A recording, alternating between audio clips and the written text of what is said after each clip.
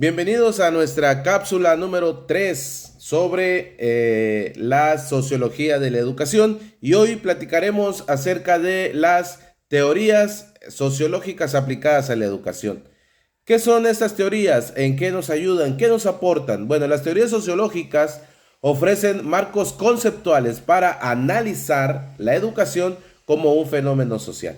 Es decir, ellos lo que hicieron, los pensadores que analizaron a la sociedad enfocado en educación, buscaban ver cómo la educación funciona como un fenómeno social, cómo se puede desarrollar, en qué ayuda, cómo ayuda y qué es lo que tenemos que hacer en la educación para formar individuos socialmente responsables. Estas teorías explican cómo los sistemas educativos influyen en la estructura social y cómo los factores sociales afectan la experiencia de aprendizaje. Podemos tocar las dos vertientes, cómo la sociedad ayuda o retrasa el hecho de que haya una educación de calidad, pero también cómo los sistemas educativos ayudan a que la sociedad se pueda estructurar de la mejor manera a fin de que funcione con calidad y que sea además equitativa para todos los individuos que les toca participar dentro de ella. Perdón. Hablemos algo acerca de las principales teorías sociológicas de la educación. Digamos que el primer apartado es el funcionalismo. ¿Cuáles son los autores claves de esto? Bueno, uno de ellos es Durkheim y Parson. Miren, estos buscaban analizar, digamos, la educación como un mecanismo que promueve la cohesión social y la estabilidad. Es decir, buscaban analizar cómo es que la educación hace posible que exista una unión cercana de los individuos de la sociedad. Cómo estos pueden unirse tanto que exista esa cohesión necesaria para que todo funcione, digamos, como un engranaje, ¿no? Bien hechecito. Promovía ese tipo de análisis. Pero también hablaba de la estabilidad, ¿sí? Cómo la sociedad puede trabajar en conjunto para que el lugar de desarrollo que todos tenemos, pues no tenga dificultades severas, sino que pueda ser funcional. ¿Cuáles fueron las contribuciones de estos dos autores?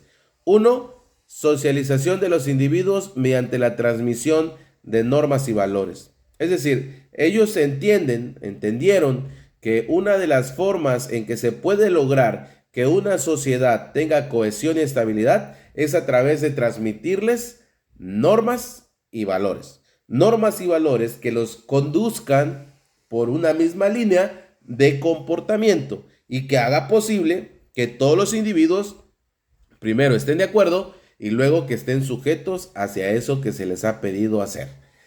Otra contribución es la asignación de roles sociales basados en habilidades y méritos. Y eso lo vemos en la actualidad.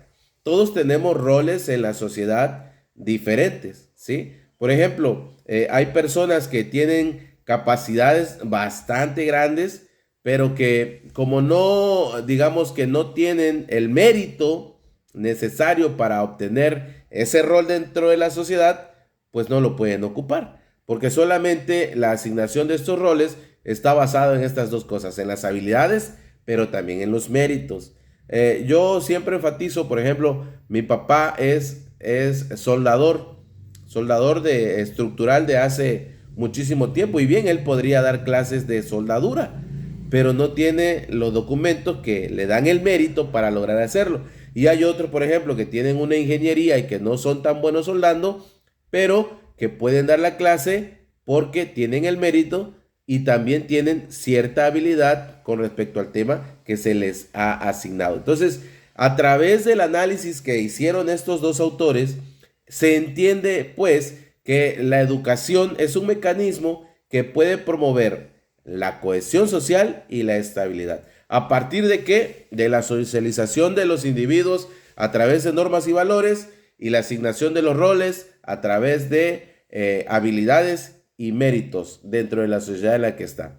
Otra es la teoría del conflicto. Aquí los autores más destacados son Marx y Bourdieu. ¿Hacia qué se enfocaban ellos? Bueno, ellos se enfocaban hacia cómo la educación refleja y refuerza las desigualdades del poder y los recursos en la sociedad. Sus principales contribuciones son que el concepto de capital cultural, que fue de Bourdieu, explica cómo las clases dominantes imponen sus valores en la educación.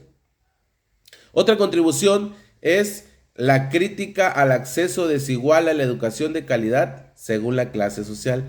Estos como que plantearon más la idea de cómo la sociedad puede estar de cierta manera dividida a través de la educación, ¿no? No que la educación los divida, no, sino que es como, digamos, un reflejo o un espejo que nos demuestra las desigualdades que existen en la sociedad y a través de qué, pues de los recursos con los que se cuentan, ¿no?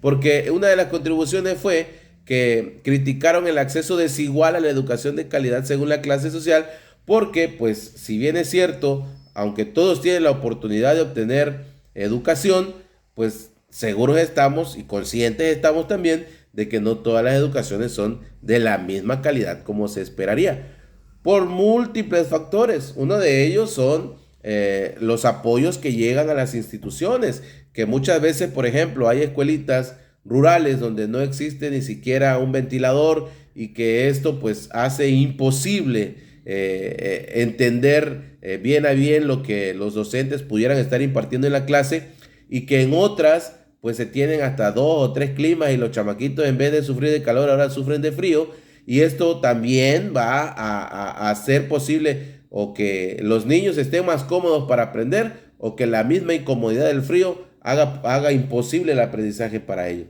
Entonces sí se nota, sí se ve cómo en la educación se ve la diferencia que existe, ¿no? Otro es el interaccionismo simbólico. Sus principales autores son Mead y Goffman. ¿Cuáles son las premisas? Bueno, estos se iban hacia el enfoque sobre las interacciones cotidianas dentro de los contextos educativos. ¿Cuáles son las contribuciones? Bueno, el análisis de cómo las expectativas de los docentes influyen en el desempeño estudiantil, así como la comprensión de las dinámicas de poder y construcción de identidades en el aula. Perdón. Las interacciones cotidianas dentro de los contextos educativos hacen posible que nosotros analicemos a todos y cada uno de los individuos, ¿sí? A través de ese análisis, lo que nosotros hacemos es como formularnos ideas de lo que nuestro grupo puede dar o de lo que el alumno puede dar, ¿sí? Nosotros vemos cuáles son sus capacidades y cómo podemos hacer para que ellos eleven ese desempeño que pudieran presentar. Pero también nos damos cuenta o comprendemos cuáles son las dinámicas que existen en el aula y cómo se van construyendo las identidades en el aula. Están aquellos que son líderes y que son los que van al frente de su equipo o de su grupo, y están aquellos que son retraídos, que se van quedando retrasados y que esperan nada más los movimientos de los demás. Entonces, este tipo de cosas nos ayudan a analizar también dentro de nuestra aula de clases cuáles son las personalidades que se forman. La teoría crítica de Paulo Freire y Adorno, que hablan acerca de cómo la educación debe empoderar a los individuos para cuestionar y transformar las estructuras opresivas. Las propuestas que ellos nos dan es, por ejemplo, la propuesta de la educación liberadora de Freire, basada en el diálogo y en la concienciación crítica. Es como que, digamos, que los estudiantes puedan decir, bueno, yo me quiero ir por este rumbo porque aquí se me hace más fácil, y de cierta manera le damos esa libertad para que lo haga. Y el análisis del currículo oculto como herramienta de control ideológico. ¿Cómo nosotros podemos hacer un análisis de cómo está estructurada la materia, cómo está estructurado nuestro grado académico, el cual podemos impartir, y qué es lo que nosotros vamos a presentarle a cada uno de los alumnos o no? Así como estas, hay otras teorías que nos ayudan a analizar la sociedad, como la teoría de la reproducción social, donde aparecen Bourdieu y también Passerón, que nos ayudan a analizar la educación y cómo ésta perpetúa las desigualdades sociales, al legitimar las estructuras del poder existente. Parte de las contribuciones que ellos nos dan es el concepto de hábitus y cómo condiciona las elecciones educativas, así como los análisis críticos de acceso desigual a recursos culturales y económicos. Cada teoría sociológica que nosotros pudiéramos analizar ofrece una perspectiva valiosa para que comprendamos cómo funciona la educación en contextos sociales específicos. Mientras el funcionalismo destaca su rol integrador, teorías como las del conflicto o la teoría crítica enfatizan las limitaciones y cuál es el potencial transformador de la educación en la sociedad. ¿Sí? Ahora, vale la pena cuestionarnos, ¿cómo podemos como educadores integrar estas perspectivas para diseñar sistemas educativos más inclusivos y equitativos? Ese es parte del trabajo que ustedes van a realizar en la actividad para esta asignatura. Me dio mucho gusto saludarles. Nos vemos en nuestra clase sincrónica.